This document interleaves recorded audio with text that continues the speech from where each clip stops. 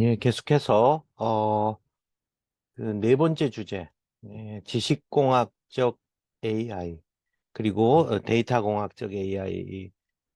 사실 이 얘기를 하면서 제가 그 우리 학생하고 겪었던 얘기 하나를 말씀드리겠어요. 어, 우리 학생 중에 제 석사과정 지도 학생이었죠. 어, 굉장히 똑똑한 친구였는데 구글에 거의 들어갈 뻔했어요, 사실은. 그래서 구글의 인터뷰나 뭐 이런 것까지 인도 학생이었어요. 우리나라 학생이 아니고. 근데 이제 이 친구가 그 한 10,000명 이상 지원하는 데서 최종 100명 안에 들었어요. 그래서 50명을 뽑는데 그러니까 거의 이제 막판에 이제 다 왔는데 갑자기 구글이 이제 캔슬을 했어요. 전체적으로. 요번에 이제 팬데믹 있을 때였는데 더 이상 뽑지 않겠다. 그래서 아예 취소를 했어요. 그래서 그 50명 자리도 아예 없어지고 하나도. 그래서 얘가 굉장히 그 정신적인 방황을 한 몇 달 동안 했었었는데, 근데 굉장히 똑똑했었어요. 근데 그 친구가 결국 그냥 한국에서 남기로 마음 먹고 부산의 어떤 벤처에서 워낙 똑똑하고 하니까 뭐 그 아예 CTO 네가 해라 이제 나중에 뭐 한 들어간 지 2년 만에 그렇게 유능한 친구인데 이제 그 친구가 이제 저한테 그래요. 교수님 뭐 누구한테 부탁을 받았는데 데이터가 없어가지고 이 AI 시스템을 만드는데 한계가 있습니다. 못 만든 어떻게 AI를 못 하는데 어떻게 해야 되죠? 저한테. 그래서 제가 그때 야, 넌 데이터가 있어야 기계학습을 하는 거는 맞다. 근데 꼭 기계학습만이 AI는 아니다. 너가 배운 건 다 기계학습만 배웠지만 에, 그 지식공학적인 AI가 있다. 그래서 우리가 이제 소위 말하는 룰 베이스드 AI, 뭐 전문가 시스템도 있고 그걸 이용한 어떤 추천 시스템도 있고 한 것이다. 이제 그러면서 이제 거기에 대해서 이제 쭉 설명을 해주면서 내가 음, 이런 입장에서 AI도 이렇게 설명을 좀 할 필요가 있겠구나 하는 생각을 제가 갖게 됐었어요. 그래서 지금 현재 지식공학적인 AI하고 데이터공학적인 AI 이렇게 지금 제가 잡았는데요. 한 예제부터 한번 들어볼게요. 저기 책 추천 문제를 한번 봅시다. 어, 어떤 요즘에 그 좀 AI 시대에 뭐 얼마만큼 이제 AI 시대를 나 자신을 이제 대비하고 얼마나 준비를 잘 하고 과연 이제 뭐 실업자도 더 많이 생길 것 같고 하는 이 시대에 과연 나를 어떻게 준비해야 될 것이냐. 거기에 관련된 책 중에서 에이트, 8가지 방법. 그래서 에이트라는 책을 쓴 사람이 있어요. 이지성 작가인데요. 그 당구 선수였던 차 누구죠? 그 여자 선수. 거기하고 결혼해가지고. 이제 그 이지성 작가가 있는데, 예를 들어 이제 그 이지성 작가의 책을 샀다고 그럽시다. 그러면 여러분 같으면 그 책을 산 사람한테는 어떤 책을 추천해 줄 것 같아요? 뭐 같은 AI 관련된 뭔가를 추천을 해주든지, 그 이제 장르, 분류 중심으로 추천한 거죠. 또 안 그러면 어떠다? 그 이지성 작가가 쓴 그 굉장히 인문학 열풍을 불게 했던 그 리딩으로 리드하란가 그런 책이 있었는데 이제 그거를 이제 예를 들어 추천해 준다든가 막 그런 식이죠. 이제 그렇게 보통 추천을 할 겁니다. 여러분 한번 보세요. 지금 제가 말씀드리는 이 인공지능이에요, 이것도. 추천하는 방법이 데이터 기반이에요? 아니면 데이터 기반이 아니에요? 지금 추천하는 방법은 데이터 기반이 아니고 그냥 로직이에요. 그냥 룰 기반이에요. 그냥 지식 기반이에요. 상식 기반이에요. 예를 들어 이지성 작가 책을 샀으면 이지성 작가의 또 다른 책을 추천하는 거. 이거는 상당히 어떤 룰이에요. 그렇죠? 어떤 특정 작가의 책을 샀으면 그 작가의 또 다른 책을 추천하라. 이거 하나의 룰이에요, 룰. 무슨 데이터 기반이 아니에요. 그 다음에 이분이 이제 인공지능 관련 책을 샀으니까 또 그 인공지능 관련 책을 소개한다. 장르별로. 그것도 결국은 룰이에요. 그런 거예요. 추천을 하는데 이제 그런 식으로. 그게 이제 추론 기반의 어떤 추천이랄까요. 그래. 이게 이제 대표적인 지식공학적인 AI를 한 거예요, 사실은. 그렇게 추천하는 거를 만드는. 이거는 기계학습의 문제가 아니에요. 그냥 정통 프로그래밍 방법이라 보면 돼요. 정통 프로그래밍 방법으로 AI를 한 거예요. 네. 그런데 그러면 데이터 기반의 추천은 뭐냐? 이런 거예요. 컬래버러티브 필터링 그래가지고 협력 필터링이라고 우리가 이제 번역을 하는데 옛날에 그 아마존이 처음에 돈 벌 때, 돈 많이 벌 때, 초창기 2000년 초반에 이 알고리즘을 잘 써가지고 책 추천 방법을 잘 써가지고 매출이 한 30%가 갑자기 올랐어요. 이 추천하는 시스템을 도입하고 나서 그때 쓴 방법이 데이터 기반의 추천이에요. 어떻게 한 거냐? 내가 예를 들어 이지성 작가의 책을 샀어요. 그러면 그 책이 예를 들어 10만 권이 팔렸다 봅시다. 그럼 그 10만 권이 팔렸는데 그 책을 산 모든 10만 명의 데이터를 다 조사해요. 그 정말 데이터 기반. 10만 명이면 어마어마하죠. 그 10만 명이 또 이지성 작가의 그 에이트를 산 사람 그 10만 명이서 있는데 거기서 공통적으로 산 책이 있잖아요. 네. 공통적으로 산 책.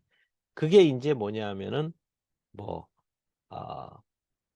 법정 스님의 무소유였다. 예를 들자면 그러면 어떻게 보면 이지성 작가하고 법정 스님의 그거는 작가로 보나 뭐 분류로 보나 아무 상관도 없는 것 같아요. 그죠? 그런데 데이터 상으로 보면 이지성 작가의 그 에이트를 샀던 사람은 법정 스님의 그 무소유라는 책을 어마어마하게 샀어요, 다. 그 뭐 별로 관계가 없어 보여. 근데 데이터에 기반해서 보면은 이거 산 사람이 이걸 많이 샀기 때문에 그걸 추천해 주는 거예요. 그래서 사실 그런 추천 알고리즘을 우리가 컬래버러티브 추천 필터링이라는 알고리즘인데요. 그걸 통해서 그 아마존이 아까 말씀드린 30% 매출이 증가가 됐어요. 그러니까는 굉장히 뭐 매출 30% 증가시키는 게 쉽지가 않은데. 자, 이게 확률론에서 본 지식과 데이터의 문제. 그러니까 지식공학과 데이터. 항상 이 둘이 있던데, 여러분 맨 처음에 확률 배울 때는 어때요? 주사위를 던졌을 때 짝수가 나오냐? 이렇게 쓸 때 어때요? 2분의 1의 확률. 동전 던졌을 때 앞면, 뒷면. 그 다음에 주사위를 던졌을 때 3이 나올 확률은 6분의 1. 우리가 다 알아요. 그건 데이터 기반인가요? 음, 그거 1000번을 던졌는데, 예, 예를 들어 짝수가 500번 나왔기 때문에 2분의 1로 하자. 이게 아니에요. 이거는 그냥 상식선에서 한 거예요. 추론 방법으로. 근데 이제 말기 암 환자의 생존 확률을 한번 봅시다. 이거 2분의 1이에요? 이거는 상식으로 안 돼요. 뭘 봐야 돼요? 데이터를 봐야 돼요. 예를 들어 말기 암 환자가 1000명인데 10명 살았다. 그러면 1%가 생존 확률이. 그건 데이터 기반. 확률도 처음에는 추론 기반으로 가고 지식 기반으로 가다가 나중에 가면 데이터 기반으로 와요. 앞쪽에 있는 확률의 대표적인 대표 주자가 우리가 잘 아는 파스칼과 페르마고 뒤쪽이 데이터 쪽에서 깃발을 날린 우리 그분은 이제 베이즈라는 사람이죠. 그래서 이제 이렇게 돼 있어요. 우리 지금 인공지능도 좀 그래요. 근데 에, 데이터를 안 쓰고도 하는 그 전문가 시스템을 만들든지 룰 베이스 시스템을 만들든지 하는 것에 대해서는 우리가 좀 알고 있어야 돼. 그래서 머신 러닝이라는 말하고 지식 습득 이러는데 머신 러닝은 데이터가 필요해요. 그렇죠? 근데 지식 습득은 뭐예요? 데이터가 필요한 게 아니에요. 그 그걸 아는 전문가를 만나는 게 필요해요. 예를 들어 의료 진단 시스템을 만드는데 뭐 진단하는데 데이터가 많으면 그걸로 하면 돼요. 근데 데이터가 없어요. 어떻게 해요? 의사를 만나요. 그래가지고 일일이 물어보는 거예요. 아, 코로나 감염? 어떠한 경우가 코로나 감염이라고 볼 수가 있나요? 뭐 이런 식으로. 어떠한 경우가 뭐 인플루엔자에 걸렸다고 볼 수 있나요? 그러면은 이제 우리 전문가의 그 의견을 들어서 그거를 다 룰화로 만들어요. 예. 그게 이제 그래서 여러분들이 AI를 만들 때는 우리가 이제 기계 학습을 한다 그러면 아까 같이 분류의 문제나 이런 걸 다루지만은 그렇지 않았을 때 그냥 뭐 어떤 진단 추천 이런 거는 너무 어렵게 생각하지 마세요. 그냥 그거는 뭐 그냥 우리가 전통적인 컴퓨터 프로그래밍이나 이런 걸로 하더라도 그냥 AI라고 할 수가 있죠. 예. 전문가만 잘 만나면 되죠. 예, 전문가만 잘 만나면. 예. 아까 이게 협력 필터링 얘기가 한 게 이제 이게 내가 산 책을 다른 사람도 그 책을 동일하게 산 사람들이 또 공통적으로 산 책을 추천해 준다. 이거. 그러면 책만이 아니죠. 그거는 음식일 수도 있고 요즘에 그렇죠. 뭐 약일 수도 있고 뭐 비디오도일 수도 있고 뭐일 수도 있고 네. 똑같은 협력 필터링 알고리즘이 된다. 그래서 자, 요게 지금 한번 여러분들 이건 뭐 너무 학문적이라고 뭐 생각하지 마시고 AI, 이 Artificial Intelligence 밑에 머신러닝이 있는 거예요, 사실은. 그러니까 머신러닝은 AI의 한 부분이죠. AI가 제일 큰데 옛날에는요, 머신러닝이 인기가 없었어요. 이거는 별로. 옛날에는 이거 연구를 10%도 안 했어요. 예. 그냥 주로 룰 베이스 전문가 시스템 그래가지고 머신러닝이 아닌 AI들 추론 기반의 지식공학적인 AI가 주였어요, 옛날에는. 그게 80%였어요. 근데 이제는 데이터도 많이 쌓이고 머신러닝 기술, 딥러닝 기술이 발전하니까 머신러닝이 이만큼 커졌어요. 머신러닝이 곧 AI인 것처럼 머신러닝이 커진 거예요. 근데 그 머신러닝 밑에는 딥러닝이 원래 있었는데 이놈의 딥러닝도 또 굉장히 커져가지고 어, 그 안에 포함되는 개념인데 사실은 머신러닝 안에 딥러닝이 포함되는 개념인데 실제로는 딥러닝이 마치 머신러닝보다 더 큰 것처럼 사실 그래요. 딥러닝이 없었으면 우리 인공지능이 여기까지 지금의 오늘까지 오질 못했죠. 예. 그냥 또 그저 그렇고 그런 하나에 그냥 뭐 별로 결과물을 제대로 못 내놓는 이상한 학문 중에 하나였을 거예요. 그러나 딥러닝 이후에 많은 것이 달라졌고 여기에 그다음에 이제 데이터 사이언스는 건 뭐예요?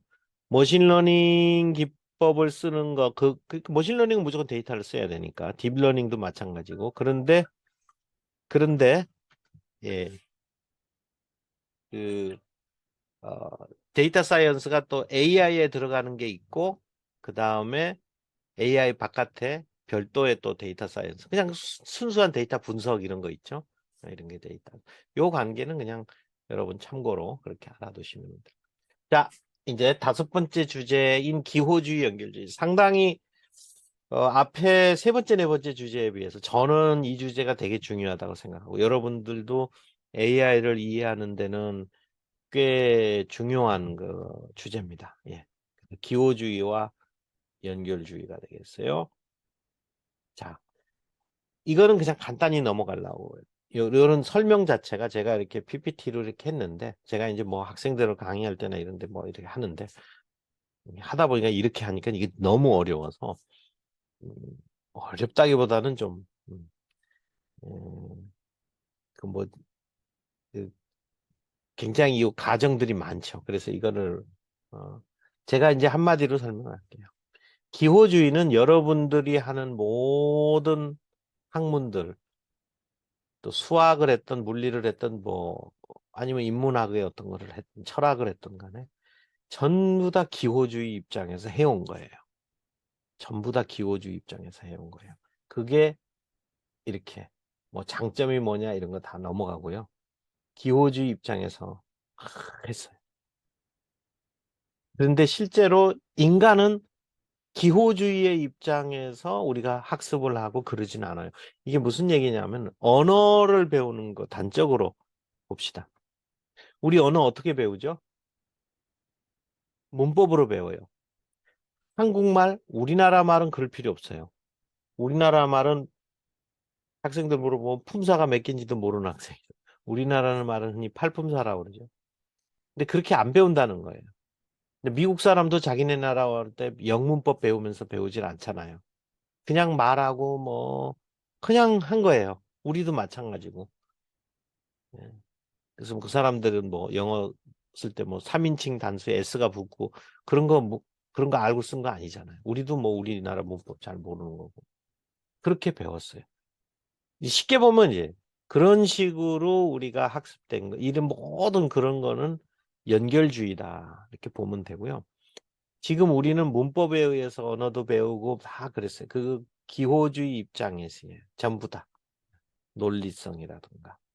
사실 우리가 하는 모든 학문과 지금 현재 프로그래밍 짜고 컴퓨터 프로그래밍 짜고 하는 이런 모든 것들이 다 기호주의예요. 기호주의. 그래서 음, 그 번역을 하는 거 있죠. 이제 프로그래밍에서 기호주의 입장에서 프로그래밍이 짠 건데 이거는요. 그 번역을 하는데 우리나라 말하고 영어하고 이렇게 하는데 아까 말씀드렸듯이 3인칭 단수가 붙어 있으면 뭐 S가 붙고 주어 다음에 동사가 오고 그다음에 전치사 다음에 뭐 명사가 오고 뭐 이런 거 있죠. 이런 것이 다 룰화돼 있어요. 그걸 다 규칙을 만들었어요.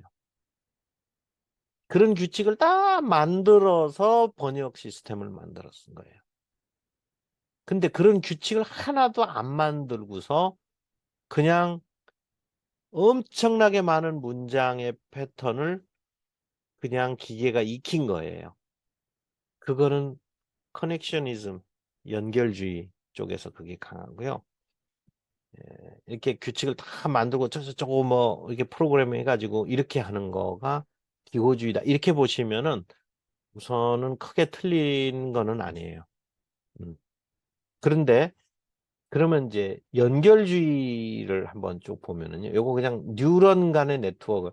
이게 지금 그림을 그리는데 1900, 한 50년, 우리나라 이제 6.25 사변 터지고, 그러니까 꽤 오래 전인데, 뭐, 그 전기도 제대로 안 들어올 그 시기에, 아주 그 미국의 아주 희한한, 어, 맥클로에하고 그다음에 피츠라는 두 학자가 있었어요. 그 황당한 생각을 하는 거예요. 우리가 이제 지식을, 정보를 표현하는 데 있어서, 어, 우리가 보통 뭐, 책이다 이렇게 하면 글 써놓고 컴퓨터에다가 어떤 김희철 뭐 이렇게 하면 그 어느 그 어드레스 어디에 이제 그렇게 김희철이라고 심볼이 이렇게 딱 써져 있죠. 그렇게 하지 말자 이거예요. 인간이 그렇게 돼 있냐 이거 뇌구조가. 여기에다가 김희철이라고 문자가 머릿속에 이렇게 있는 게 아니잖아요. 근데 이 뭔가 이제 뉴런들이 있죠. 지금 여기 보시는 것처럼 뉴런. 그러니까 신경 뉴런들이 있고 뉴런 사이에 그 시냅스라는 게 있죠. 뉴런 사이의 시냅스. 그래서 시냅스가 강하게 돼 있기도 하고 약하게 돼 있기도 하고 그 강도에 따라서 이게 그러니까 이 머리에 그게 옛날에는 그렇게 뉴런과 시냅스 이렇게 시냅스의 강도 강하냐 약하냐 이렇게 각각 그렇게 돼 있는데 이게 그렇다고 그래요. 예를 들어 내가 이제 인공지능에 관련돼서 얘기하면 fMRI 촬영한 걸 보면은 여기 뇌 어디 부분이 활성화가 돼. 네. 내가 근데 그러다가 무슨 노래나 뭐 이런 거 흥얼흥얼 대는 데는 또 어디에 또 활성화가 탁 돼 있고. 이게요. 내가 무슨 말을 하고 뭘 생각할 때마다 머리에 이쪽 부분 저쪽 부분이 활성화한 게 다 이게 보인다는 거죠. 그게 사실은 사이언스지에서 그게 이제 나왔는데. 근데 여러분 알아요? 김희철이라는 말을 할 때 내 몇 번 뉴런이 어디가 활성화돼 가지고 어떻게 되고 그거 말할 수 있는 사람이 있어요? 그 아무도 없죠. 그런데 그 6.25 사변 정말 그 황당한 그 옛날 고리고리 짝에 앞으로 이런 시스템을 만들어야 된다라고 생각한 정말 내가 볼 때는 황당한. 그런데 이제 그 사람의 그 생각이 그때 당시는 뭐 아이 가비지급의 일생에 쓸데없는 그런 퍼셉트론이라는 걸 만들었는데 그것이 1980년대 중반쯤에 오면서 제가 한참 그때 인공지능 막 시작하려고 했을 때 그때 당시에 백프로포게이션 알고리즘이라는 게 나와가지고 그 이런 연결주의라고 그래요. 이런 거를 갖다가 연결주의적 컴퓨팅을 지식을 표현이 없는 내 그 구조처럼 표현한 그것이 그때 당시에 어느 정도 가능하겠다는 걸 보여주기 시작해요. 그게 이제 1980년대예요. 그리고 그게 뉴럴 네트워크라고 그래요. 그게 신경망이라고 그러고 아니면 인공신경망, 그래서 아티피셜 뉴럴 네트워크라고 그래요.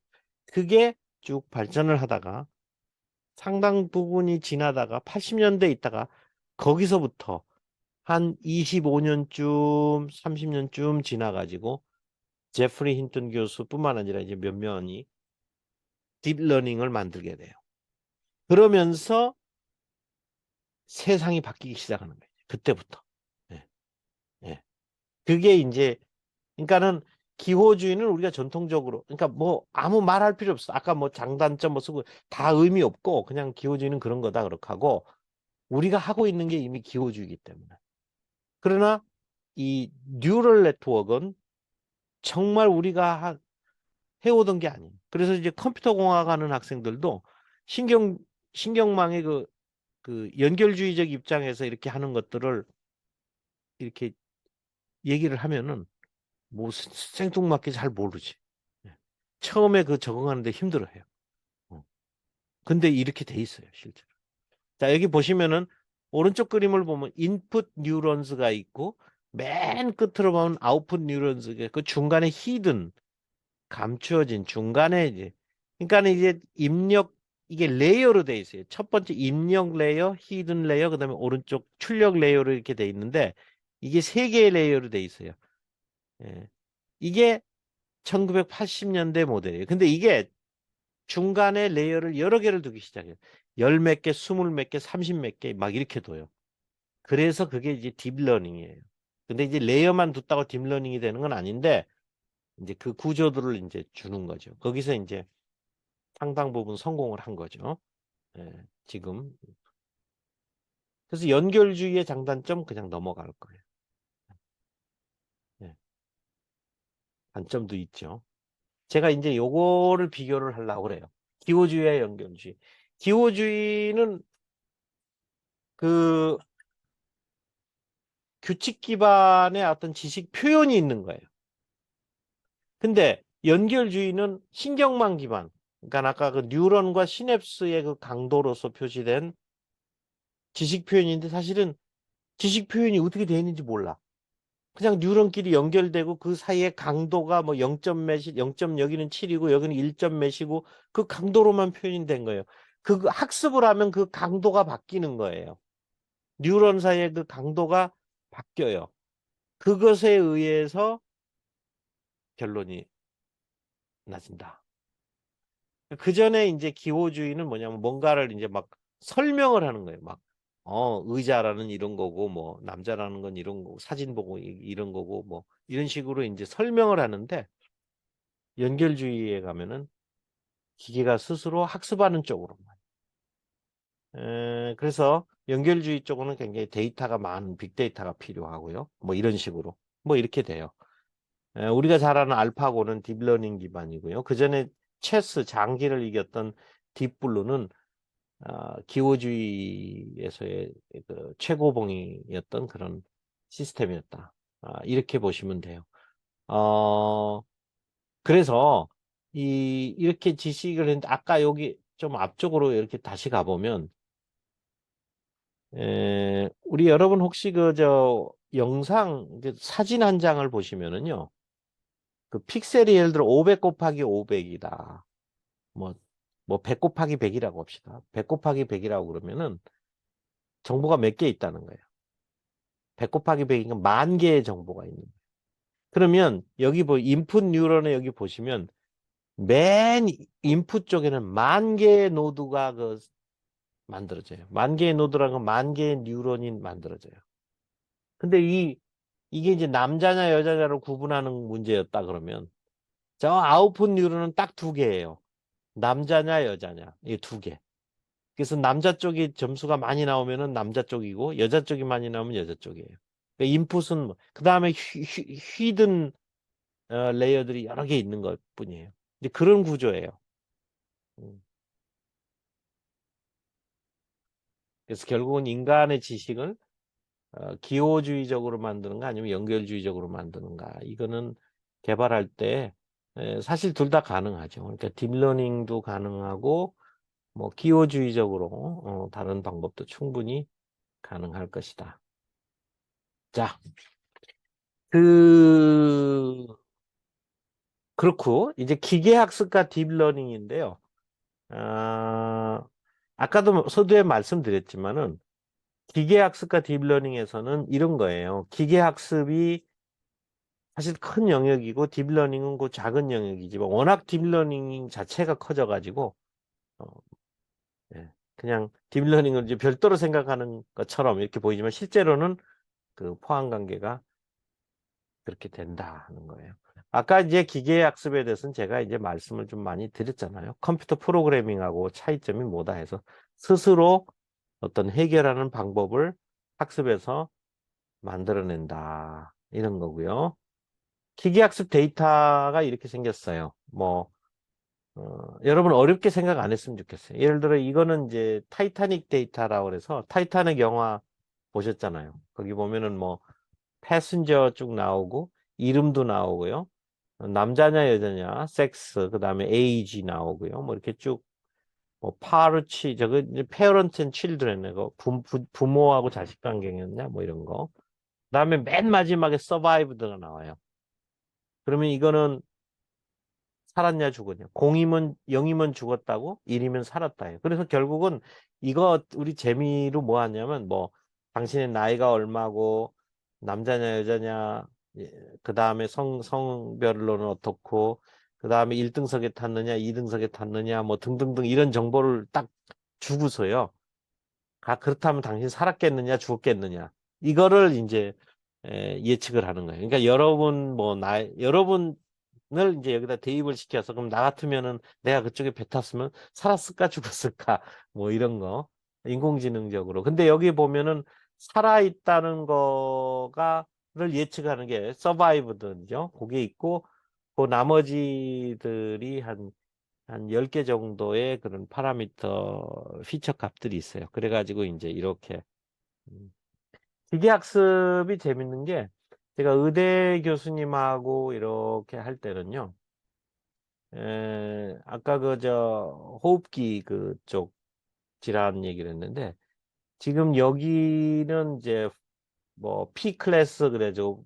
1등급이냐 2등급석이냐 3등석이냐 뭐 이런 거. 그다음에 남자냐 여자냐 섹스 부분 에이지가 또 이렇게 나오고 뭐 이렇게 여러 개가 있는데 아유 무슨 진단을 하는데 700개인가 나와. 700개 저렇게.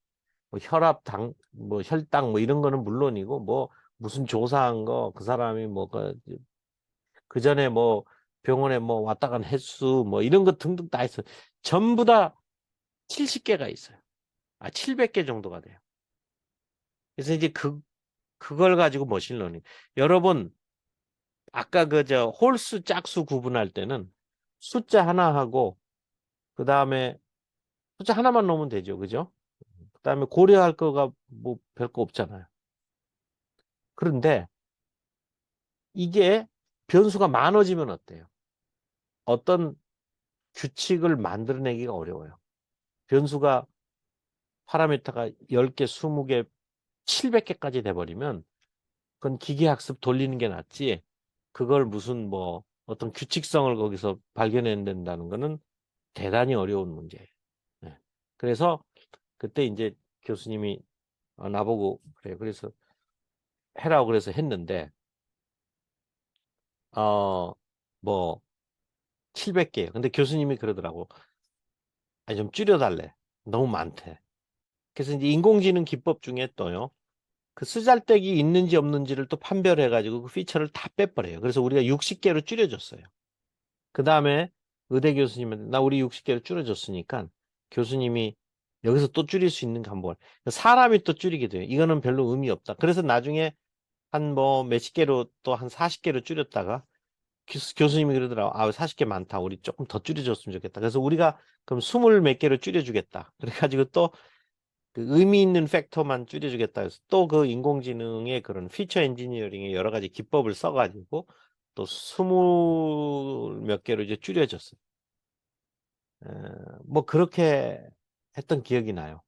그러니까 지금 이런 게 왜 그 얘기를 하냐면 이렇게 테이블 우리가 엑셀 파일처럼 이렇게 쭉 여러 가지 줄 수는 뭐예요?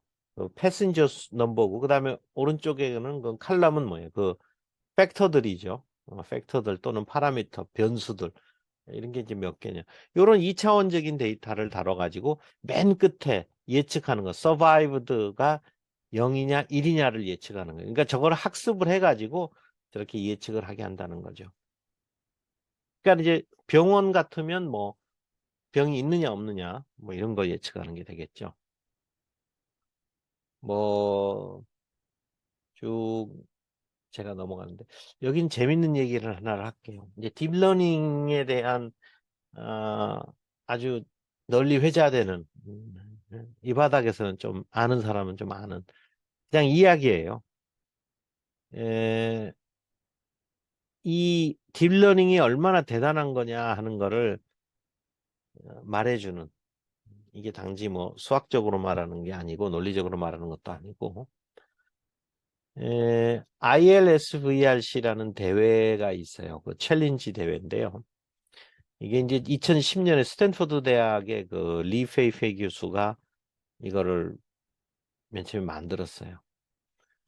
그 대회가 뭐냐 하면 이 인터넷에 보면 이제 막 여러 사진들이 많잖아요. 예를 들어 사람 사진만 한 10만 장 모아놓고 그 다음에 고양이 사진만 한 10만 장, 닭 사진만 10만 장, 그 다음에 뭐 자동차 사진 10만 장, 뭐 이렇게 해가지고 굉장히 많은 종류, 무려 1000가지 종류, 의자, 뭐, 뭐 그 다음에 뭐 커피포트, 뭐 이래가지고 하여튼 1000가지 종류를 이 사람이 그 데이터를 다 이렇게 모아놨어요.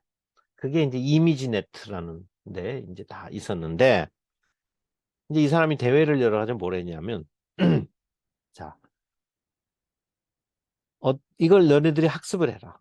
그러니까 기계 학습을 해가지고서 이게 가장 정확도가 높은 거. 예를 들어 고양이를 줬으면 고양이라고 제대로 답할 확률, 답하는 정도의 그 정확도가 어느 정도냐. 그 다음에 닭을 또 했을 때도 그렇고 뭐 했을 때 그 1000가지에 대해서 뭘 보여줬을 때 딱 거기에 대해서 정확하게 근데 그때 당시의 기술로는 75%가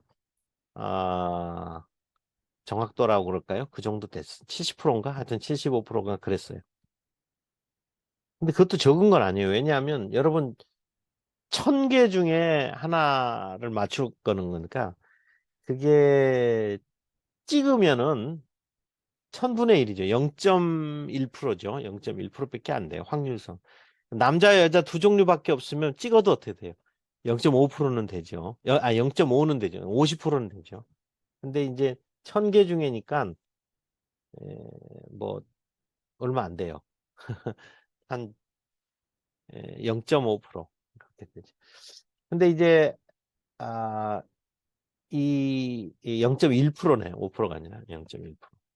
근데 이제 0.75% 정도 정확도를 보이다가 요 다음 그림에 보시면 여기 이 제프리 힌튼 교수가 이 사람은 그 의료 영상 처리 쪽의 전문가가 결코 아니에요. 그냥 딥러닝만 하신 분이에요. 이게 이제 영상 처리의 전문가는 아니에요. 그랬는데 주변에 그래요. 딥러닝이 그렇게 당신 생각할 때 효과적이라 생각하면 한번 그 대회에 나가서 딥러닝으로 한번 해봐라. 그래서 이분은 뭐 그런가 보다 하고 이제 나갔죠. 그런데 웬걸 이게 그 전에 70% 초반대에 있던 이게 이 딥러닝을 써가지고 그 1000개의 그거를 하니까 애큐러시가 갑자기 80, 한 6, 7%뭐 이렇게 오른 거예요. 이게 세상이 깜짝 놀란 거죠. 왜냐하면 그 1년에 그 1% 올리기도 어려워요, 그거. 정확도를. 근데 이게 어마어마하게 올라간 거예요. 그래서 사람들이 이제 그 다음에는 완전히 이제 여기에 이제 딥러닝에 집중하게 된 거죠. 그래서 사실 저도 이맘때요. 원래 AI를 쭉 연구를 하다가 한 2000년대 초반부터는 제가 AI 연구를 안 했어요. 왜냐하면 AI 연구하면 창피하고 아무 결과도 없는데 뜬구름 잡는 것 같고, 그래서 인공지능 뭐 하고 그런 거는 또 이제 국가 과제로도 돈도 별로 안 나오고 뭐 이거 별로 장려를 안 하는 사람이 없어가지고 그냥 AI는 안 하고 다른 거 정통 소프트웨어 프로그래밍 또는 뭐 HCI 뭐 이런 쪽의 연구 또 그다음에 메디칼 쪽에 어떤 응용할 수 있는 거 뭐 그런 쪽으로 연구를 하다가 이제 여기 이 소식이 들은 거예요. 2012년, 13년 이때 딥러닝이 이제 그래서 딥러닝이 이렇게 좋은 거야? 그러면 이제 저는 이제 그때부터 이제 다시 2013, 14년부터 다시 AI로 컴백을 했어요. 그러고 나서 2016년에 알파고가 터진 거고요. 그 다음에는 그냥 눈부시게 AI가 이제 달라져서 현재 챗 GPT까지 왔고요. 네, 그렇게 된 거예요. 그래서 하여튼 2012년은 역사적인 AI의 역사적인 해이다. 그래서 딥러닝이 그 전에도 이 사람이 해고 있었지만 이게 정말 대단한 거다 하고 입증이 된 공개적으로 입증이 된 에, 해가 바로 2012년이다. 그 딥러닝의 힘은요 여기에 있어요. 지금 이 그림이 여러분들은 잘 이해가 안 되겠지만은 딥러닝 밑에 쪽에 있는 그림은 박스가 하나고요. 네모 박스가 하나고 그 위에는 네모 박스가 둘이에요. 이게 굉장히 큰 차이예요. 뭐냐면 전통적인 기계학습은 특징 추출기라는 단계를 거쳐야 돼요. 이게 뭐냐면 저 고양이하고 개의 사진을 구분하려면은 고양이의 눈 부분이 어떻고 눈의 색깔이 어떻고 이거를 다 기계가 그걸 먼저 간파를 해야 돼요. 뭐 귀의 모양은 어떻고 뭐 이런 것들이 다 이렇게 해석이 돼야 되죠. 그거를 내가 이제 인간이 해석하는 게 아니라 눈이면 눈 부분을 이렇게 디텍트를 해줘야 돼요. 어, 컴퓨터 프로그램이.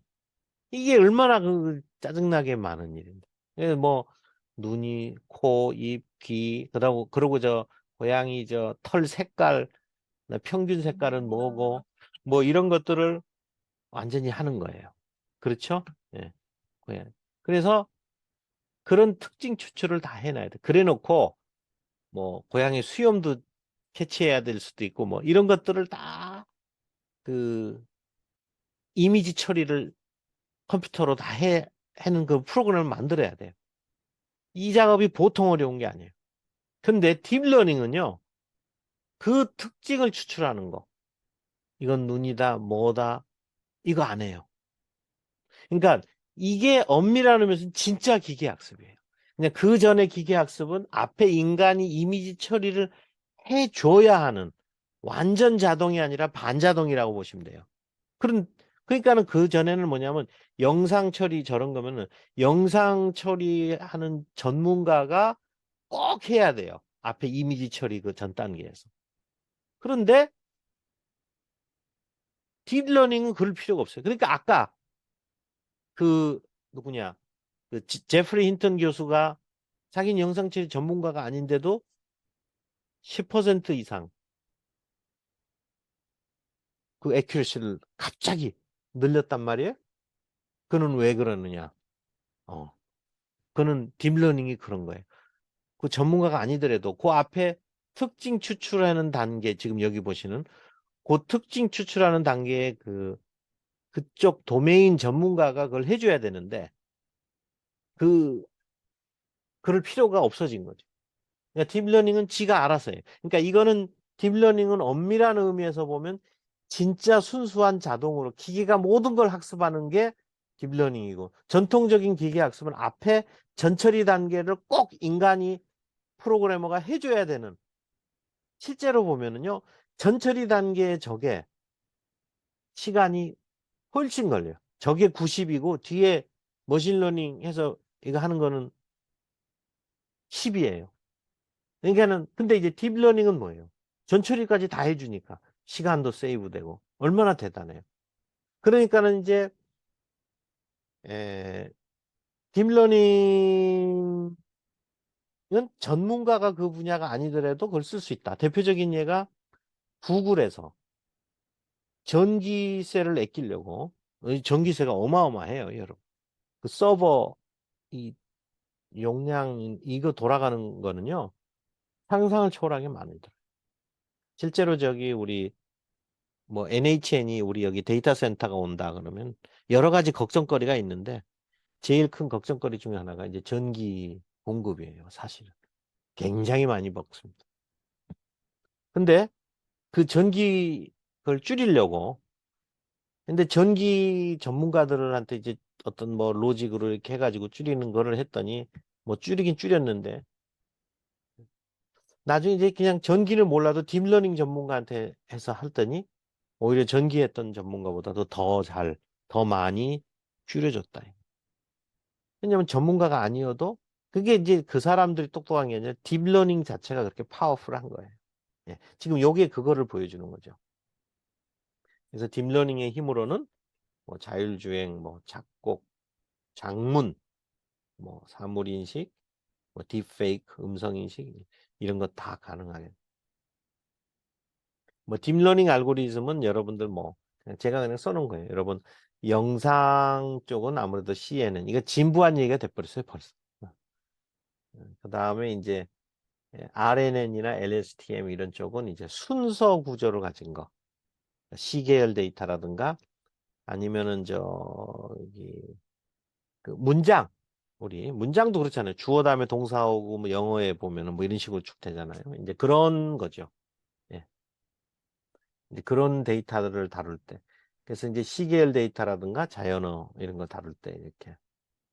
그래서 이제 전통적인 기계학습과 딥러닝의 차이는 아까 말했듯이 개발자 개입이 되느냐. 아까 그 전통적인 기계학습은 피처 익스트랙트 하는 부분이 있어서 그 개발자가 한 전처리 단계에는 좀 개입이 돼야 된다. 근데 딥러닝은 어, 설정만 복잡하지 그 이후에는 인간이 개입이 최소화된다.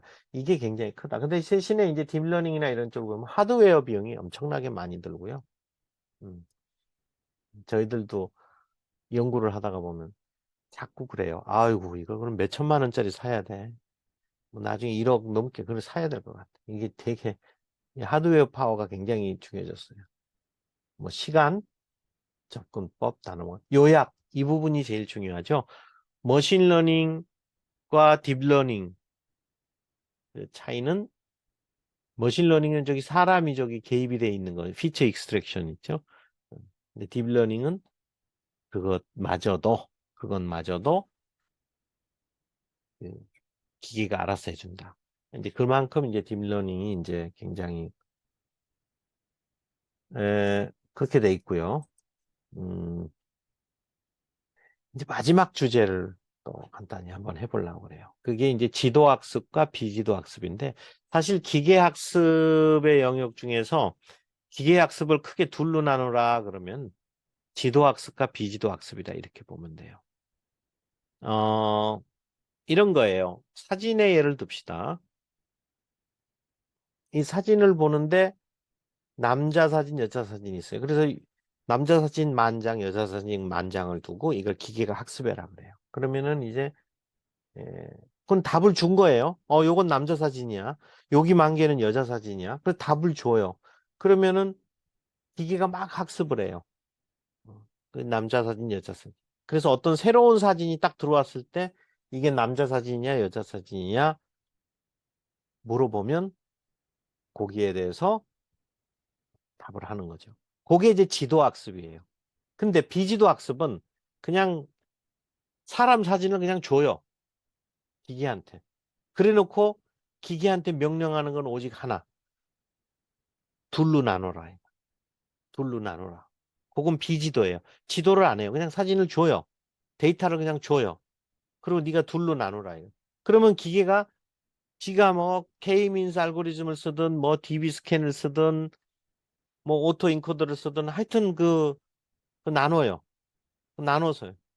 근데 운이 좋게 내가 생각했던 것이 남자 여자라 나눌 수도 있지만 뭐 안경 쓴 사람하고 안 쓴 사람 나눌 수도 있고 얼굴 색깔이 좀 짙은 사람하고 덜 짙은 사람하고 나눌 수도 있고 마스크 쓴 사람하고 안 쓴 사람 나눌 수도 있고 머리 긴 사람하고 짧은 사람 나눌 수도 있고 그거는 몰라요. 예. 그러나 하여튼 둘로는 나눠줘요. 그게 이제 비지도 학습이에요. 그러면 요 둘 차이를 조금만 설명을 더 하면은요. 에, 그, 요 예시를 여기서 듣게요. 뭐, 우리가 이제 아까 그 여자냐 남자냐 했을 때 지도학습의 경우는 여자 남자 그걸 라벨이라고 그래요. 라벨이 있어요. 그럼 비지도학습은 라벨이 없는 거예요. 남자냐 여자냐 뭐 이런 걸 따지질 않아요. 그냥 딱 주고 네가 알아서 나눠. 그래. 라벨 없어. 그냥 자기가 알아서 나눠. 자, 봅시다.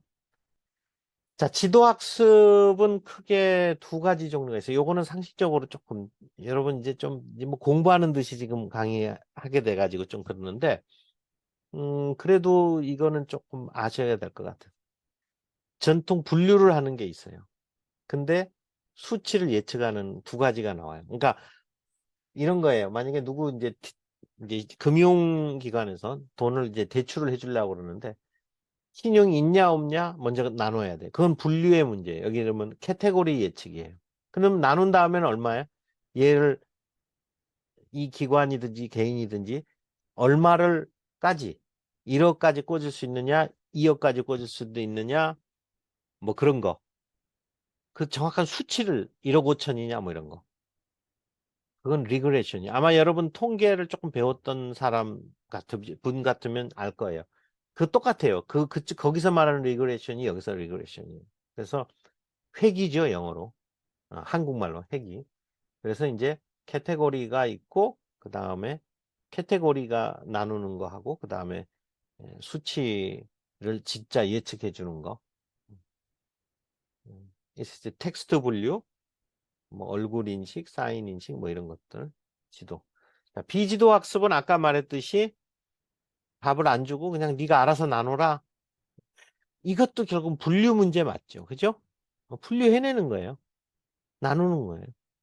그러니까 기계 학습은 그냥 분류예요. 아까 처음부터 얘기했듯이. 그래서 이렇게 분류한다. 넘어가면 자, 이게 그러니까 여기서 보시면은 텍스트 분류하고 지도 학습하고 비지도 학습에 또 그 예를 여기서 해놨는데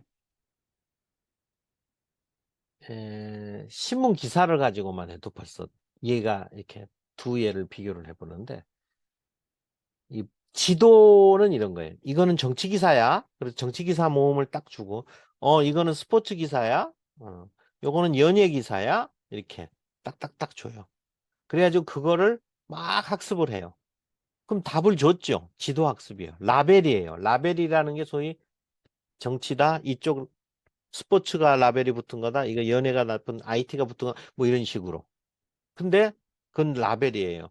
라벨이 붙어 있는 거예요. 근데 이제 그렇게 해가지고 나중에 어떤 기사를 하나 주면은 답을 뭐라 그래야 돼? 이거는 걔가 정치 기사다, 경제 기사다, 뭐 스포츠 기사다 이렇게 답을 줘야 돼요. 근데 그 라벨이 붙어 있어요. 그건 다시 말하면 답을 가르쳐 준 거고, 그걸 학습이라는 거고, 트렌드 분석은 달라요. 기사를 딱 줘요. 그러면 나는 그래. 5개로 그냥 나눠라만 얘기를 해줘요. 뭐, 정치다, 사회, 뭐 이런 거 필요 없어요. 그냥 5개야. 5개 나눠. 그럼 기계가 나눠줘요. 5개를 나눠줘요. 근데 어떤 때는, 예를 들어 올림픽 기간 같으면 뭐예요? 그 5개 중에 한 뭉태가 이만한 큰데, 올림픽 기사에 대한 거예요. 어. 그리고 또 한편으로 이렇게 또 보면은, 뭐 올림픽 기사가 있고 그다음에 그때 당시에 뭐 BTS가 뭐 유명했다 뭐가 있었다 그러면 또 BTS가 이렇게 해요. 근데 이것이 5개월 후에 또 똑같을까? 5개를 나누라 그랬을 때 그렇지 않아요. 그때는 갑자기 북한 문제가 터졌으면은 뭐 북한 문제가 좀 있는 거고 뭐 예를 들어 뭐 국힘당의 무슨 뭐 대표 선거가 있었다 뭐 그러면 뭐 그게 또 많이 되는 거고 그러니까 5개인데 그 5개에 있는 주제가 항상 고정이 된 게 아니라 어떻게 돼요? 얘가 골라놓고 보니 달라요. 그래서 트렌드가 분석이 되는 거예요. 지금 자 신문 기사를 3월 달에 했던 신문 기사를 했을 때 한 5개 나눠지고 4월 달에 했을 때 5개 또 나누고 5월 달에 했을 때 5개 나누는데 3, 4, 5월이 각각 다 다를 거 아니에요. 3월 달에도 근데 이제 앞에 그 텍스트 분류 같은 거는 이제 다 항상 픽스드 된 라벨을 가지고 있죠. 남자 아니면 여자다. 아니면 뭐 정치, 경제, 스포츠, IT 뭐 이런 거다. 뭐 이렇게. 근데 이제 트렌드 분석은 개수는 같이 할진 몰라도 그때그때 다르게. 그러니까는 인공지능을 할 때 어떤 때 지도 학습을 하고 어떤 때 비지도 학습을 해야 하는 게 그게 나오는데 지금 저기 보면 이상치 탐지 그래가지고 제조 라인에서 저희들이 이제 제조 회사 이제 정밀 기계 이제 가공 이런데 불량 검출 뭐 이런 쪽에 얘기를 하는데 뭔가 이상치를 탐지하는 여태까지는 잘 탐지를 못하다가 새로운 형태의 어떤 결함이나 이런 거 탐지할 때다 쓸 때 있고 고객을 분류할 때 이런 경우도 옛날에 이런 거 있어요. 막 이렇게 비지도 학습으로 분류를 해놓으면 뭔가 분류를 해놔. 그러면 이게 뭔가 새로운 것 같은데 새로운 형태의 고객 분류를 만들어내는 거예요. 예를 들어 옛날에 그 비디오 쪽에 그 대여하는 그 회사에서 분류를 했는데 비지도 학습을 알아내는데 뭔가 사람이 이마나 몰려 있어. 이게 뭐지? 도대체 뭘로 해야 되나? 그러니까 뭐 보통 보는 비디오나 이런 영화나 이런 거 보면 뭐예요? 음, 뭐, 뭐 폭력물이다. 예, 이런 거는. 그 다음에 이런 거 공포 영화다. 이런 거는 뭐 멜로물이다. 뭐 이런 식으로 이렇게 대충 그렇게 분류를 하는데 분류를 할 때 이거는 딱 엉뚱하게 뭐예요? 나중에 딱 보니까 그게 뭐가 돼 있어요? 해피엔딩을 좋아하는 사람들이 더라고. 이제 새로운 장르를 하나 만드는 거예요. 새로운 분류를, 고객 분류를. 그럴 때 굉장히 비지도 학습이 그, 그 소비자 분석하는 데 꽤 좋은. 그다음, 그런 거 새로운 패턴을 찾아가는데 굉장히 좋다 하는 그런 거죠. 자, 그래서 지금 사실은 여러분들한테 인공지능의 그런 핵심 개념들을 다양한 관점에서 서로 비교하면서 인공지능의 어떤 개념들을 좀 잡아놓 드리는 그런 시간을 제가 가졌어요. 그래서 여러분들한테는 이런 비교가 사실 저는 이렇게 비교해서 인공지능은 이렇다라고 어, 말하기 시작한 게 몇 년 안 됐어요. 쭉 그간 이제 강의하고 하면서 가장 짧은 시간에 인공지능을 가장 잘 설명할 수 있는 게 뭔가 어, 제가 이렇게 하기 시작을 했고요. 음, 그래서 여러분들이 이 관점을 가지고 앞으로 좀 인공지능 뉴스라든가 인공지능 뭐 이야기를 다른 강의를 듣거나 할 때 이러한 관점을 가지고 좀 보시면 아무래도 도움이 많이 될 거라 믿어요. 또 그렇게 믿고요. 여러분, 하여튼 수고 많이 하셨고요. 또, 지금 바야흐로 인공지능 시대가 왔고, 또 이제 그거 없이는 안 된다는 걸 알고 있고, 또 그래서 우리나라에서도 이제 여러분들도 관심을 많이 가져야 되고, 또 사실 그런 인공지능 아는 사람들 많이 배출을 해야 돼요. 좀 그래서 이제 인공지능에 대한 그러나 너무나도 우리가 몰랐다는 거죠. 그래서 좀 이런 기초적인 걸 좀 알고서 또 그 다음 스텝 이렇게 진행해 갈 수 있는 그런 좀 계기가 잘 됐으면 좋겠어요. 예, 그럼 여러분 한 1시간 반 이상 오늘 또 수고 많이 하셨고요. 또 여러분들 많이 유익했으면 좋겠고 또 만약에 무슨 물어볼 일이 있거나 그러시면 저한테 또 연락을 주시면 되겠습니다. 예, 감사합니다.